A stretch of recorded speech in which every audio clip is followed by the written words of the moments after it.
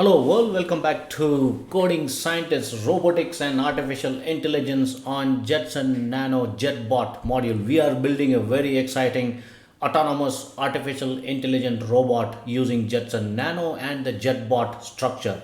Alright guys, let's take a look at our manual and let's see where we are.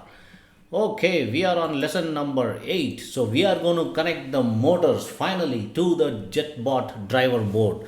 So let's take a look at it. How it's a pretty simple, guys. At the bottom there are two wires, and after you assemble the motor driver board on top of the chassis, at the bottom you can see these two slots in the hole. So let me show you how I did it so that you guys will have a very clear idea in terms of how to fix it. So if you turn it back, so after you fix the motor driver board on the top, automatically at the bottom this hole, this section, you can see these two slots.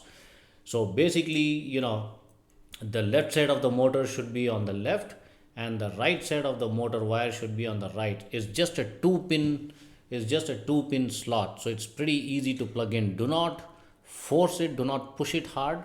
You just will hear a kind of click noise and it just goes in smoothly. So it's pretty easy, but make sure the terminals are in the correct position. The left side goes to left side, the right side goes to the right side. Okay, it's pretty straightforward and simple. Once it is done, just push the wires a little bit down, keep it safe. So overall, this is how your assembly should look like, with two motors connected to the motor driver and the motor driver on the top with four brass standoff with your antenna here and the camera mount in the front. Alright, so this is how your build is coming up, guys, and we are progressing pretty well.